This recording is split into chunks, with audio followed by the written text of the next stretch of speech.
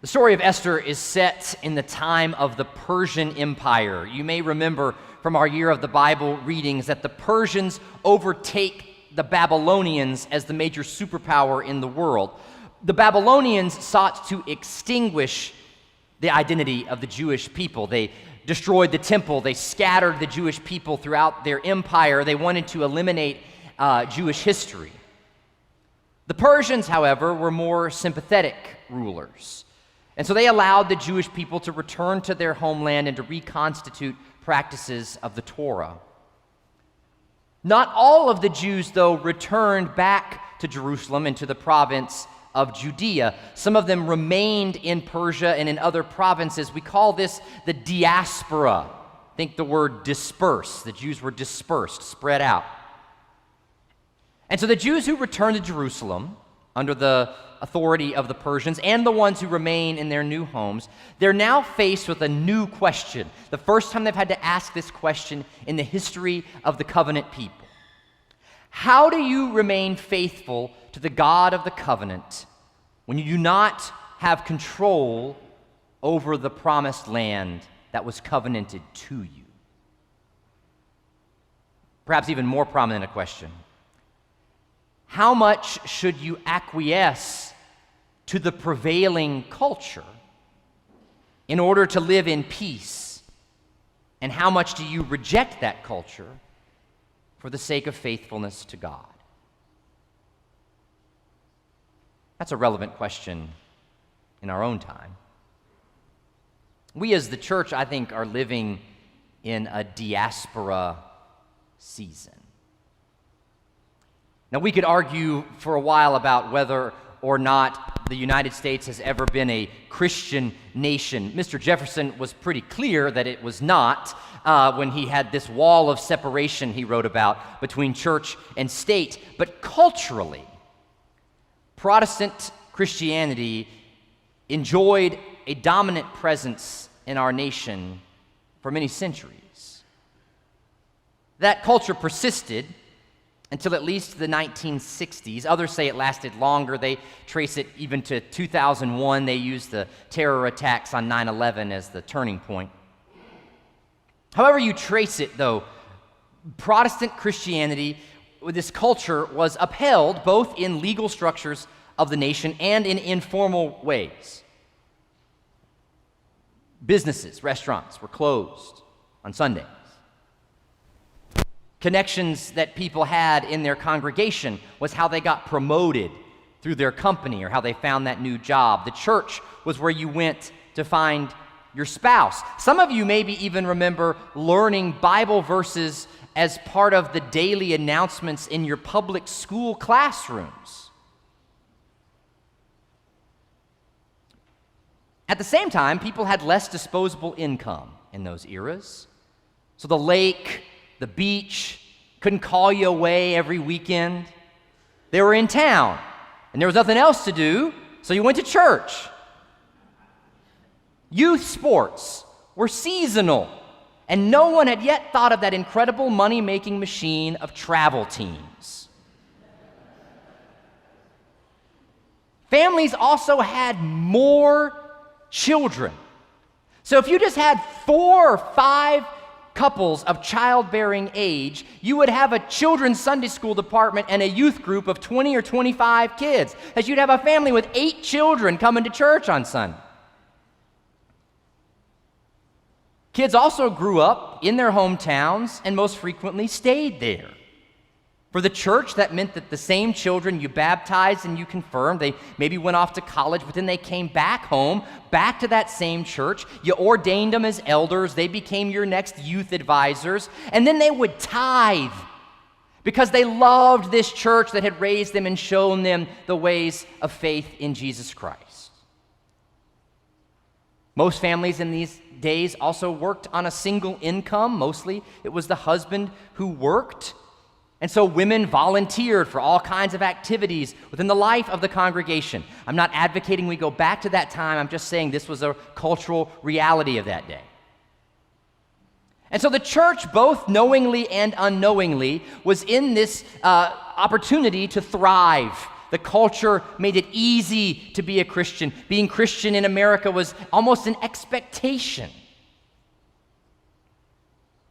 Appropriately, then, in the 1960s, that hegemony began to unravel. This glorious and thriving church, for all the good it did to shape a community and service and care, it had turned a blind eye to racism outside and within its own walls.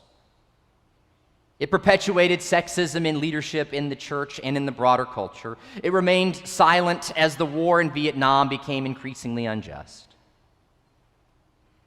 And so the walls were torn down. The church was exposed as implicit in the injustices of the nation. There wasn't a Babylonian empire that came in and tore us down and scattered us, but this instability took hold and has continued to diminish our influence and relevance, even as we've tried to atone for those implicit sins and live in a faithful way.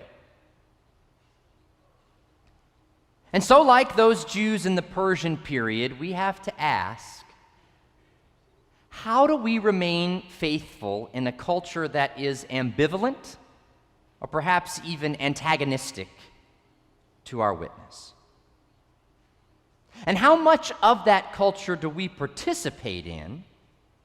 And when do we take a stand for who we are because of our baptism into Christ? Esther can be a guide to us here. I must confess this morning I have an indebtedness to Carol Bechtel's commentary on Esther for a lot of these reflections. Bechtel highlights the contrasts throughout the story of Esther between its title character and basically everyone else that we meet. So we need a little background to get to the part of the passage that we read this morning. The reason Esther comes to her position as queen of Persia is because during a 7-day drunken soiree, King Ahasuerus calls for his queen, his wife, Queen Vashti, to come and walk the runway for him and all of his buddies. And Vashti, understandably, refuses to come. This causes the king to fear that all the women of the land will revolt against the instruction of their husbands. And so the king issues an edict throughout the whole kingdom of Persia that every wife should obey her husband. And then he goes and looks for a new wife. Enter Esther. Esther, the orphan, raised by her cousin Mordecai. She's brought before the king. Mordecai tells her, don't reveal your identity because if the king finds out you're a Jew, you probably won't be chosen as the queen. And so she does hide her identity, and she is indeed chosen. And so you see our first contrast here between Vashti and Esther. Vashti stands up for herself. She makes a hard and fast choice that she will not live this way with this king anymore. Esther hides her true identity, and she becomes queen. She makes a pretty severe compromise to go along with the empirical culture. I must confess that in our current climate, I'm more likely to side with Vashti here than Esther. Then jumping ahead, Esther's cousin Mordecai, who works in the Persian court. So that's a pretty big compromise for a Jew to work for the Persian government. He comes upon the king's advisor, Haman. Mordecai is supposed to bow to Haman out of respect for him. But for Mordecai, this is his limit. Mordecai wants to uphold that commandment that you only bow before God, and so Mordecai refuses to bow to Haman. Like Vashti, Mordecai decides there are some things that he just won't abide.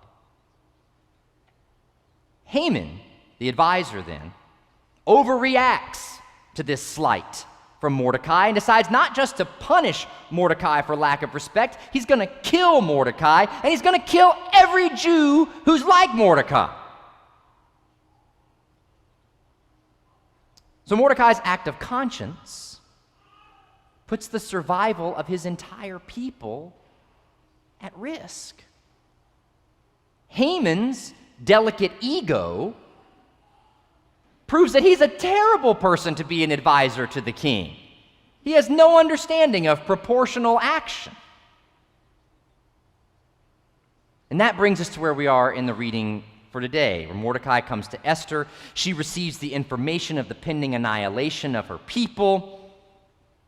And now Esther's been criticized by religious people and scholars for appearing to be fearful and selfish in her response to Mordecai. I disagree. I think Esther's just processing the information. She's the only person in the whole story who thinks things through, who doesn't act on emotion, who takes time to reflect and then act critically. She points out, you just don't barge into the king's presence. She hasn't been in the king's presence for a while. Is that a sign that he's getting tired of her? Or is it a good time because perhaps maybe the king's been missing her? Mordecai assumes that her response is a sign that she's afraid or she's selfish. So he tells her, this moment right now may be the whole point of your life. Perhaps you've come to royal dignity for just such a time as this. And Esther realizes here that she's reached her breaking point, like Vashti, like Mordecai, like Haman. She will try and save her people. Considering her choices and her challenges, her identity as belonging to the covenant people of God is paramount. And so she must act to try and save her people. So she throws a banquet with wine and good food. She knows her audience. She invites Haman and the king. And here she gently reveals her identity and beseeches the king to reverse his edict. She does it in a casual conversation around the table. She exercises a gentle influence in the moment, but with intense courage, which puts her life at risk.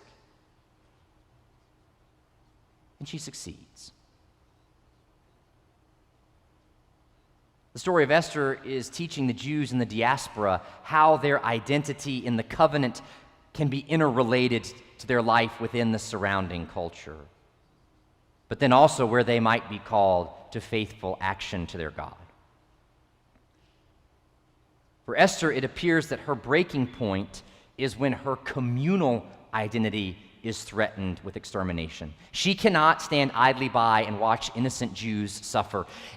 Her decision is not about her personal safety or her personal ambition. Remaining hidden and silent, as she was encouraged to do earlier, becomes an option no longer. In this way, then, even though Esther makes a decisive action, she differs from the other characters in the story.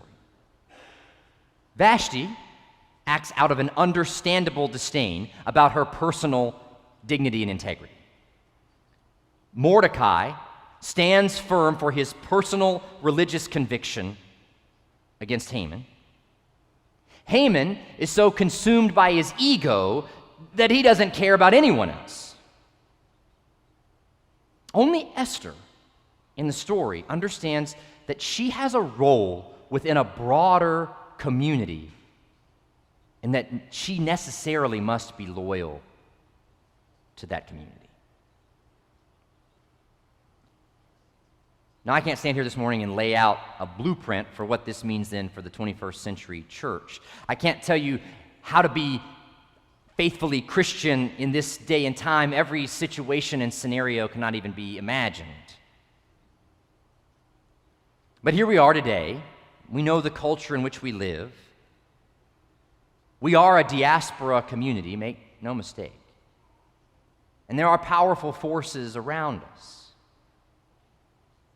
Esther teaches us we can be a part of those structures and systems. We don't have to act with righteous indignation at every slight to our Christian identity. We shouldn't segregate ourselves from those who are outside our fellowship. What we cannot forget, though, is that our Christian identity is not primarily an individual identity. We are part of a people, just as Esther had to weigh her decision based on the people she belonged to. We are members one of another, the Apostle Paul says about the church. And so we're individuals, therefore, insofar as our individual decisions or indecisions impact our community's identity. How will my actions, how will my behaviors impact this people of whom I am a part? That may be the most critical question for us in this diaspora time as the church. Because we don't want to turn into Puritans who just segregate ourselves from everybody who's not like us. We're part of a community, a broad and diverse community. We should participate in that community. We should learn from that diversity. But we also have to weigh how we live in the light of our deepest truth of who we are as a people together, members of the one body. Selfish pride, individual anger, even personal righteous indignation must be mediated through our communal identity. Vashti, Haman, Mordecai, they let that personal mindset overtake them. In Vashti and Mordecai's cases, at least, we can understand why they are so upset. They're standing up for what they know is right.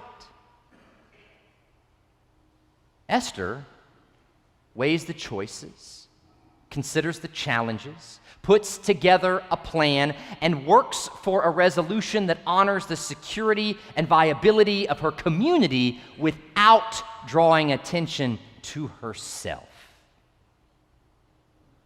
Getting the right thing accomplished is more important than being recognized for taking the right stand. Getting the right thing accomplished instead of receiving recognition for doing the right thing. If we together live by this standard, we exercise the influence that Esther did within the foreign land that we inhabit. And thus we bear our witness to the God who has claimed us and who has saved us. Amen.